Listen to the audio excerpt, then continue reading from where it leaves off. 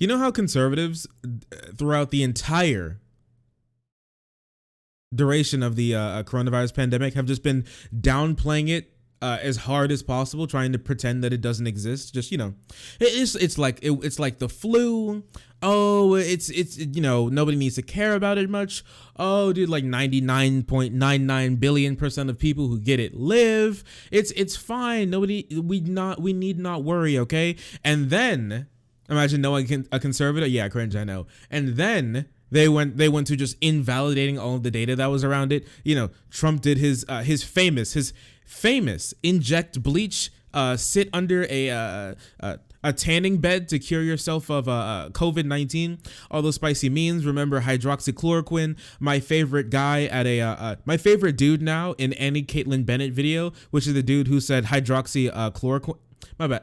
Yeah, hydroxychloroform. Yeah, that guy. I love that guy. I'll never forget that guy. Anyways, all these conservatives doing all these fancy memes, and one of the big problems with it is that they're usually not the ones who suffer from the consequences. Now, let me preface this by saying I don't want anybody to be harmed by COVID. We don't condone death here, and we don't celebrate anybody dying, okay? This is not something that happens. We don't celebrate not a single person dying. I do not wish death on anybody, but I think it's important to learn from some people who make bad decisions in their lives, okay?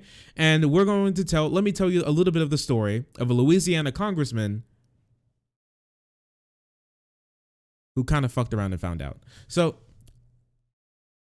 this guy, Luke Letlow, Republican congressman-elect of Louisiana, House member, to be House member, or was to be House member, because he died.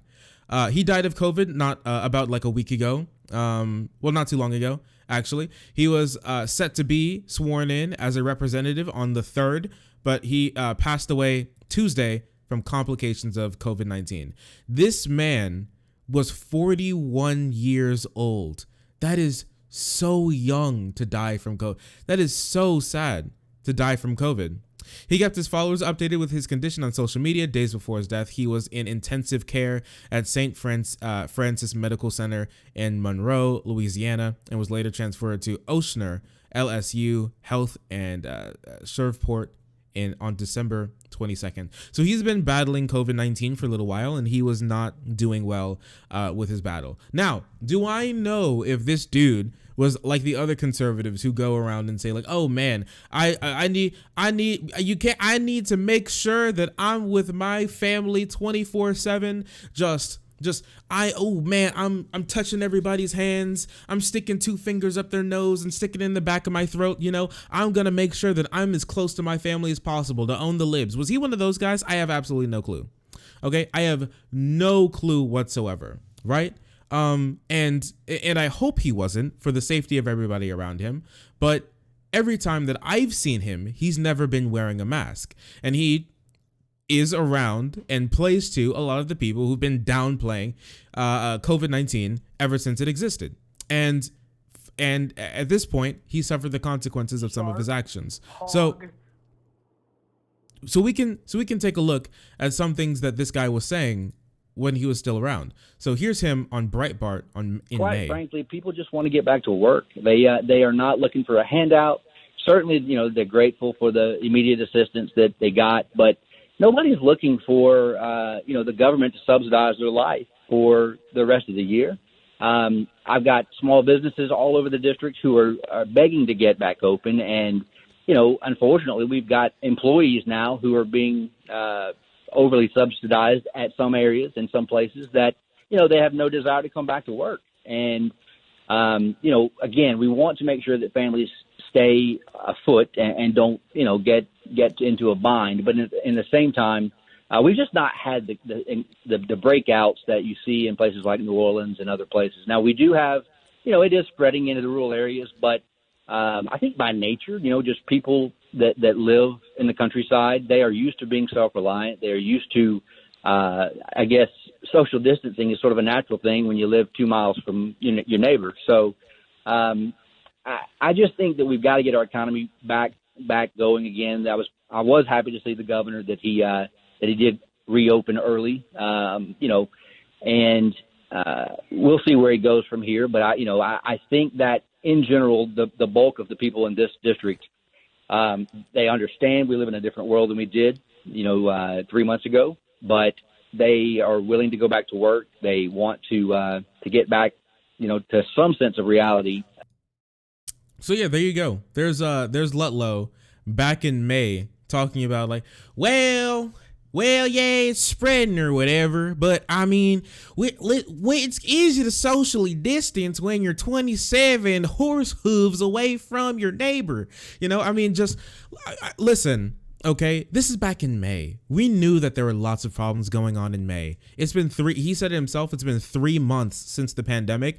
And in 3 months, he was like, we need to get back to my people, my worker. Yeah, you're right. My workers, they're independent. They don't want a handout. Listen, I don't think anybody is stupid enough to try to hand wave away money back to them. Remember, it is taxpayer money that's going back to them.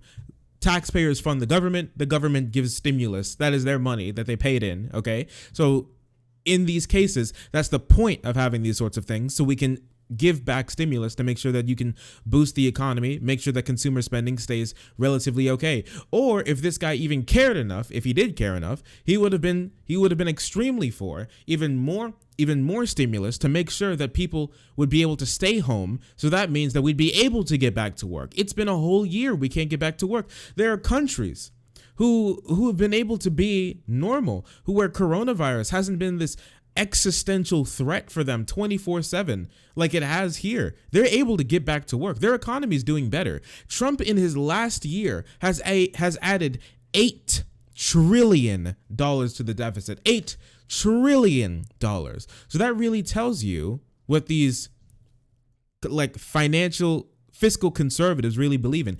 $8 trillion in debt. 8 trillion to the deficit added. And if they wanted to avoid that, if you wanted to avoid all of this, you could have done one simple thing, which is that increase stimulus and make it easy for people to stay home. But they didn't care. They didn't want it because as that Breitbart article said, he needs to protect America from radical socialists. And the best way to protect America from radical socialists is to make sure that everyone can easily spit into each other's mouths and faces to give each other COVID as quickly as possible, because my government and my workers are independent. They don't want the handout. We need to get back to reality. All right. Listen. Okay. Like I said, we don't condone anybody's deaths or anything, but we talk a lot about reality. It seems like reality hit this guy pretty hard.